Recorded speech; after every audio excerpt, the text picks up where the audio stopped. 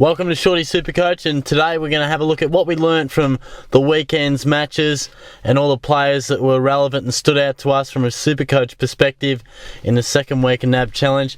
Bear with me, I do have a slight cold, but we'll battle through. Hopefully it doesn't affect me too much. But look, first up on Thursday night, we had the Giants and the Dogs, and we kicked it off with a relatively boring start SuperCoach-wise, because honestly nothing really stood out to me too much. Look, Stringer was impressive, but you probably wouldn't really consider him.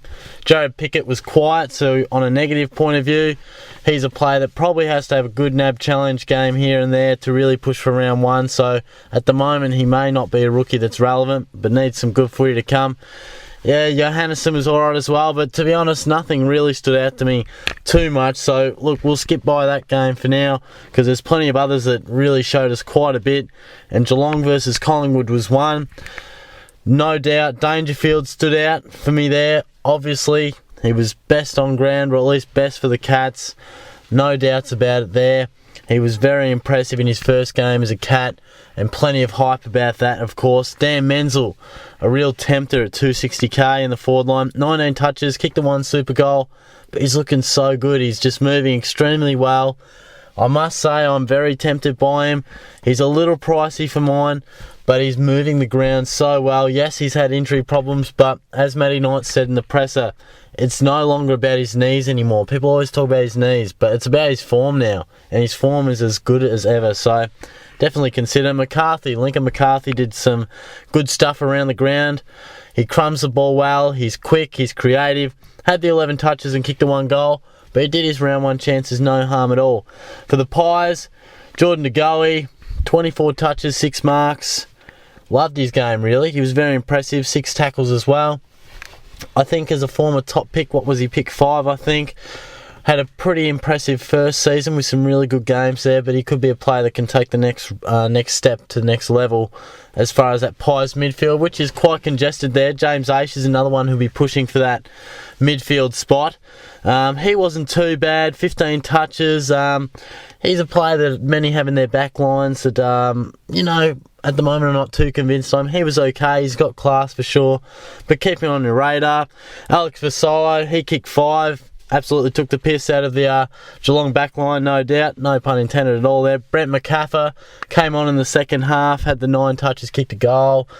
Working his way back into it at a reasonable price, I think around that 170, 180 mark. But he'd have to do a lot to impress me to get a berth in my starting side, considering the amount of quality rookie players we have through that midfield and also around that 200k mark. So quite a few players in that game that stood out for me. Port Adelaide and Melbourne. The D's were impressive. You get a lot of heart from that if you're a Melbourne fan. They were down early and fought back really well and had a great performance. They didn't have too many standouts as far as relevant to SuperCoach. No Petrarca playing, and they're not going to be a real fantasy-heavy side, I wouldn't have thought. But one man who will be a real force in 2016 and was in the second half of 2015 was Max Gawn. He was enormous, had 42 hit-outs. He was huge.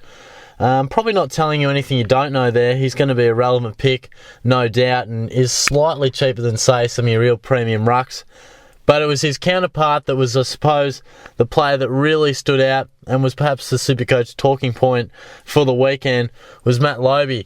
Obviously a really popular pick. Players or coaches wanting to pick him, given Ryder is gone. He's cheap. He showed what he can do solo, and he didn't deliver. He only had 26 hit-outs, 6 touches, had the 7 tackles, and boy, wasn't the panic button hit. People are jumping off him left, right and centre. They're writing him off quicker than a Richmond footy club in a final.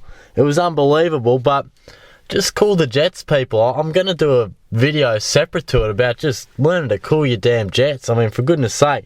Yes, he was torn apart on the weekend, but I didn't see the game, so I can't comment too heavily. But as far as I'm concerned, he was beaten by an extremely good ruckman, and he did work back. His first half was very poor, but 7 tackles you don't sneeze at. 26 hit-outs isn't terrible. Obviously, he needs to win more of his own ball, but first game back, don't need to get too carried away with it. Okay, it wasn't his best performance, but don't throw him out of the side. He's still in my side. Do I have concerns? Yeah. but just leave him in. I mean, I'll make another video about it. Bit of a shorties rant there. It frustrates me how quickly people jump the gun off one glorified practice match. But anyway, Sam Gray is a man that I do enjoy his footy. He again put his hand up as a contender in your forward line because he's underrated. People think Gray, they think Robbie, but you got to think Sam as well because he just finds the pill. He's very impressive. Had the 19 touches, 5 clearances, 10 contested, and he was in Port Adelaide's best players. He finds the footy. He's a natural footballer. Just look at his stats in the back half of last year. I run through that in the Port Adelaide preview. He's very, very, very good player. I think he's underrated. He's tempting me. Can he do that sort of football with the likes of Wines and Boak and Pollock and Hartlett and Ebert, etc.? Robbie Gray, of course, who I mentioned, all in that same midfield? That's my only question mark. But what he's displayed so far, he's ticking all the boxes for sure. Richmond and Hawthorn, a few interesting ones here. Basher Hooley, could he be a potential POD? I think he could be. I haven't seen him in many sides, but gee, he racks up the points. 34 touches, just finds plenty of the pill. Had a very good year last year, which we all know, and he's one to consider. Dustin Martin was back and was pretty damn good. He was serviceable with 25 touches, just getting back into the swing of things for Dustin. Grant Birchall, another defender, and if you think reliable and consistent, I think Grant Birchall. He's very, very good in that back line. I think there's a few sort of players we're looking at in the likes of Dan Rich, Kolajasny, a few more different options in our backline that have potential, but perhaps not the exact history of a SuperCoach premium that we would always expect. But these sort of guys, your Hooley, your Birchall, they have the runs on the board. So if you want safe options, I like them. Blake Hardwick, probably not overly relevant, but deserves a shout out. 117k in our forward line. He's not going to break into the Hawthorn side, you wouldn't have thought, but he was impressive. 50% game time, 12 touches, couple of tackles and kicked a goal. So a player not many would know of, but I think he was impressive and certainly caught the eye of Isaac Smith in the interview that I saw the other day. Carlton and Essendon, Nick Graham, awkwardly priced, but geez, a gun. 24 touches, 4 tackles, 16 of them contested. Yeah, he turned it over a little bit, but he finds the ball at will. Contested beast, lock him in. Not for this year, possibly a draft, but he is a gun. He will definitely be a player that once Carlton get better, we will certainly consider down the track. Jacob Wiedering was the talk of the town. The number 1 pick was very impressive. 19 touches, 9 marks, solid. Very, very assured with the pill. I saw John Ralph pumping him up. As good a sort of debut, I guess it wasn't debut because it wasn't AFL, but as first up games go, he was extremely impressive. He would have brought plenty of joy to all Carlton fans and also SuperCoach fans as well, because at 220k, he looks likely to play plenty of games, if not all of Carlton's matches in 2016, and to lock down a position in that back line. At the moment, he's a little pricey for mine, I must say. 220 is a lot to pay for a guy who hasn't played any games, but I tell you what, Wiedering looks as assured and promising as any sort of first-year player you could really look at. And I guess playing in the back line, he'll see plenty of it. He won't be thrown right into the deep end because Carlton do have a couple of other decent key defenders who will play that real absolute key forward role, play on the key forward. So Wiedering, definitely one to consider. But what the weekend was truly about, well, not truly about, but what a lot of people were really looking at was how Essendon would go. And look, they beat Carlton, which was a tad surprising. I know NAB Challenge you can't read too much into, but they were obviously up for it, point to prove, put something out there for their fans and really display something of quality, and they did that very much so. But what we want to look at here is the players that are SuperCoach relevant, and there were quite a few. Some good, some not so good, but generally it was mostly positive. Leading the way for the Bombers was Brendan Goddard and David Zaharakis. Goddard had the 21 and 3 goals. Zaharakis stumbled all over that one, but he had 28 touches and was very impressive. Not do I think that either of them I'd be picking my SuperCoach side. I think they both are a bit awkwardly priced and they're not going to be top 10ers or top 10, top 12. So personally I wouldn't be picking them, but gee, they were impressive. Zach Merritt is a man who's probably more relevant, 24 touches, and he looked the goods. One of Essendon's best players on the day. And at a forward who's priced around that 480 mark, I think, from memory, he's got to be considered. Mitch Brown, Michael Hartley, 19 and 14 touches respectively. 8 and 5 marks respectively. They did everything we would have liked them to do. Looked solid, played in defence, and looked like a nice duo. And I think they will both be featuring in many people's backlines on the bench and possibly on the field, depending how the structures pan out, and for good reason, because they are very impressive. Ryan Crowley played sort of through the midfield and on the half-forward flank, snagged a goal, 17 touches. He was not too bad. I thought he might be a little better, to be honest. I must stress I didn't see the game. I listened to a bit of it and of course looked at the stats, but he played a little bit forward, a little bit midfield, and wasn't too bad at all. Simpkin, reasonable, had the 17 touches as well. Francis was rested, I must say. Darcy Parish, he was perhaps one of the more impressive ones, had the 18 touches, showed plenty of promise, 58% game time, had the 18 touches of the ball there, and he was very impressive, showed a lot of promise for any Bombers fans watching out there, and looks set to potentially deliver the goods this season, and will prick many an ear up for that 202k that he's listed at in our midfield, and he could be a good buy there. He's definitely impressing me, that's for sure, so one to keep an eye out, no doubt. But as for those Bombers, I'll just quickly touch on, really look at it as a NAB challenge as a bulk for them. Like many players, we need a good sample size and really get a good feeling out of where they are actually going to play. Leuenberg is the main one. We're going to really want to see where he's about, even fitness-wise, to be honest, if he's going to get up. Let's be perfectly honest there. But there's a lot of players that will filter through that side at the moment. A few more to come back in. And it'll be very interesting to see how many Bombers we can bank on come round one. Fremantle versus Adelaide. Nat Fyfe, whether his hair's flowing in the wind or it's in a man bun, he's still an absolute jet. He dominated, had 26 touches, 2 goals, 10 clearances. He looked the goods.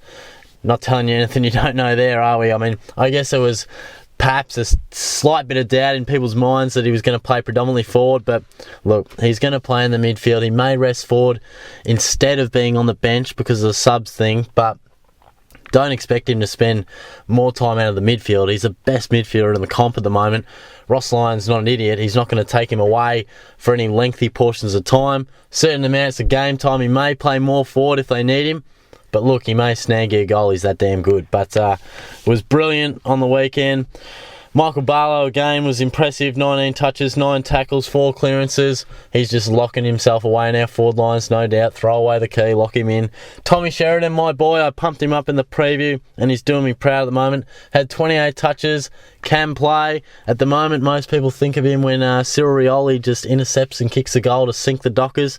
Think again, he's making a name for himself and I think he's going to be a very impressive player and perhaps have a breakout season. Whether that means he's relevant for your SuperCoach side, I don't know, but I thought I'd pump my tyres up there because I've been all over him. So, as for Adelaide, Matt Crouch.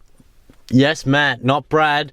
We haven't seen Brad yet, but gee whiz, is Matt mounting a case for himself. He's at about 368, I think, and gee, he's just ticking every box at the moment. Finds plenty of the ball, 26 touches, 10 contested, 6 clearances, 6 tackles.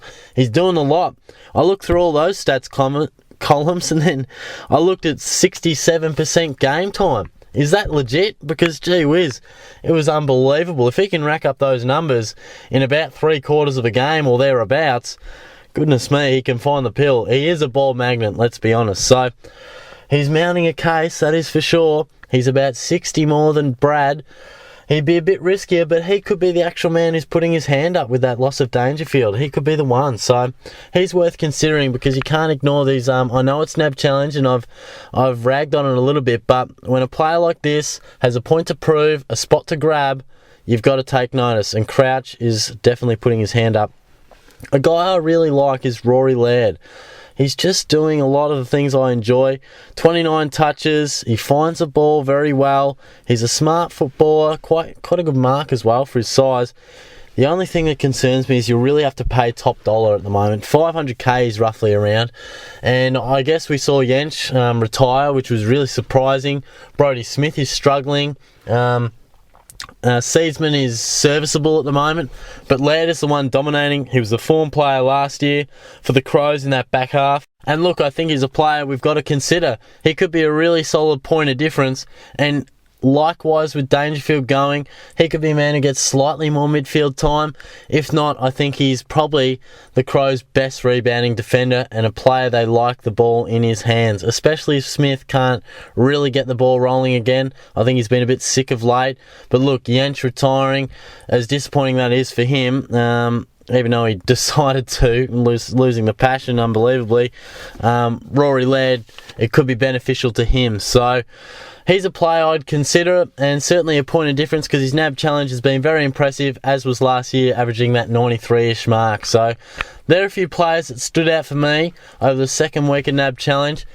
And gee whiz, it's great to get the footy rolling. It's great to get to the weekend and chuck the radio on and actually hear some footy, because sometimes the weekends you just feel like you'd love to chuck the radio on and they're playing some garbage music. But it's great to whack it on and finally hear some footy again. So give me your thoughts on that video. Any players that I missed? Anyone that stood out to you that I haven't mentioned? And just give me your thoughts on anything SuperCoach-wise, because I'm always keen to hear it. Give the video a like, of course. Subscribe to the channel. It's been great getting a few more subscribers in. I will be doing another public league for the subscribers. I'll make a separate video on that as well, just to outline when it will be released and when you can really first in best dress style get into that league. But subscribe to the channel because I really appreciate it every time I get one. So it's great to see. The season's closing in very shortly, so no doubt give me your thoughts and I'll be back soon talking more SuperCoach.